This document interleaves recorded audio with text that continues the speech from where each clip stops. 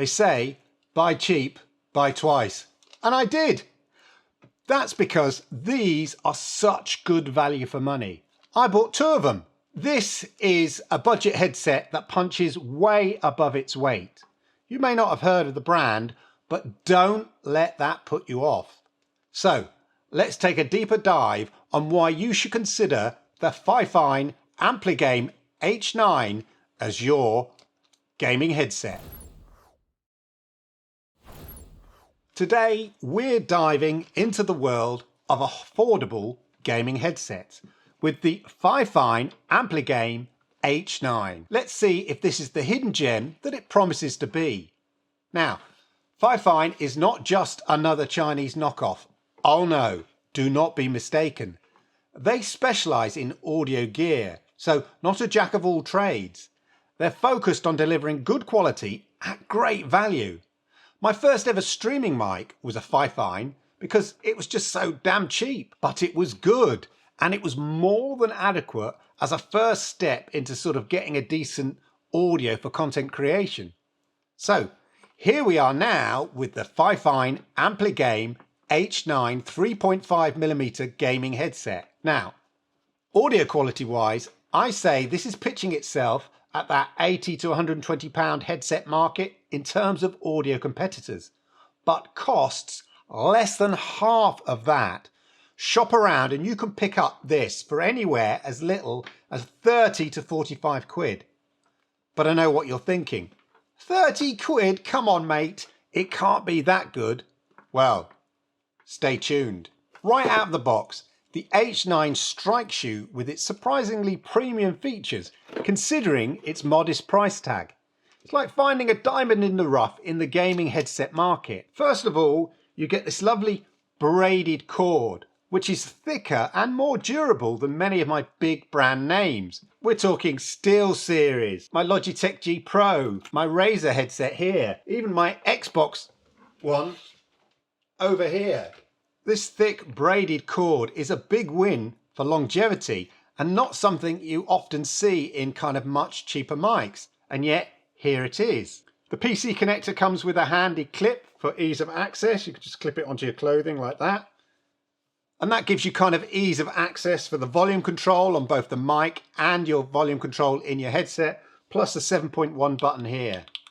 And it's a nice thoughtful touch for gamers because it gives you a much longer cord, so kind of lots of versatility there. And the cord is generously long, and that's a nice touch for gamers. The microphone itself is detachable here, and it just fits in one single way, so there's no kind of putting it in upside down or anything like that. It only goes in one way. And you can adjust the volume, as I said, using your control panel here, which gives you some real serious versatility. It comes with a 3.5mm TRS jack if you're not using the USB connector to a computer or your PlayStation. And this makes it super versatile. I mean, you can connect this thing to most things like your Xbox controller, to your Switch, different things like that. And this makes it really versatile. So you're not just using your PC, you can use your Xbox, your PlayStation, connect to the USB with your PlayStation, of course, as well, your Switch, if you've got an old school mobile phone or even an adapter for a 3.5mm connector, you can use it with your mobile phone. It's really, really versatile. In terms of design and comfort, I really like the design. You know, it's not flashy or full of RGB. You know, there's a sort of minimalism to it that gives it a kind of a classic modern look. Plus, I'd say a subtle smiley face, a sort of subtle smiley face on the ear cups there. As you can see, it also comes in white, and there is a pink version. And there's a sort of a nice sort of off-white grey to the headband on the white one, so it's not sort of all solid white. There's a nice grey there. And the cushions on the ear cup, while not being substantial, are absolutely fine given how light this is. These are comfortable enough. I mean, it weighs 260 grams without the dongle attached and all of that, but it doesn't feel flimsy. There's some give here, you can see, but you can't twist the cups too much. But what of the audio quality? What you're getting here is crystal clear, incredible detail.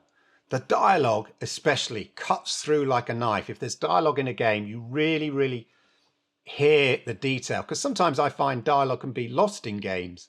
but you really get it crystal clear with these. And background details as well are impressively distinct. You know, footsteps and all of that really, really clear.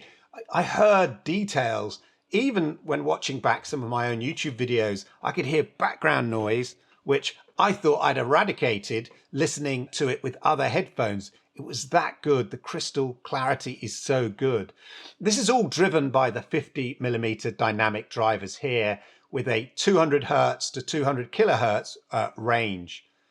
And in terms of directional sound, being able to hear, you know, where those footsteps are coming from, especially in games like, you know, PUBG or something like that, where it's absolutely crucial, it's spot on.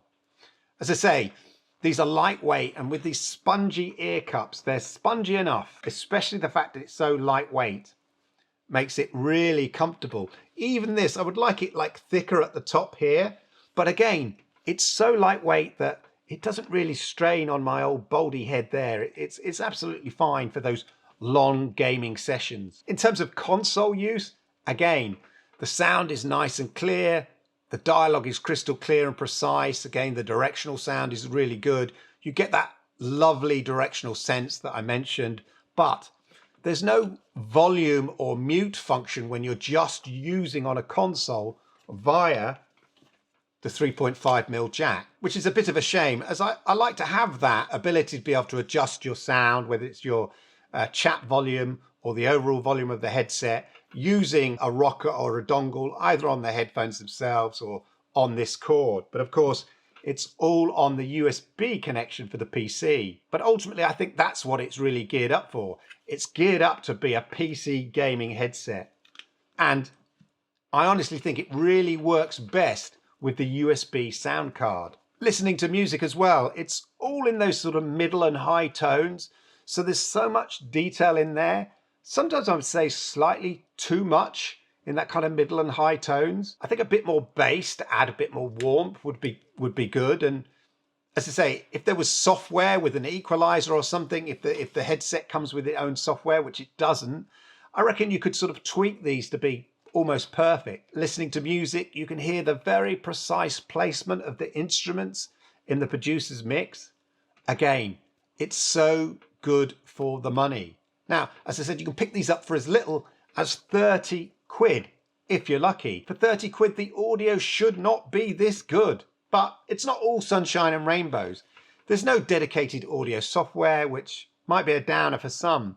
And the bass levels are decent, but I think a touch more would have added some warmth to the sound. When I think about my Razer here, my Razer headset here, I find the bass is too much and it overwhelms the detail and clarity of those high to middle tones and sounds that you're getting. Whereas this delivers the detail and clarity of those high to middle tones.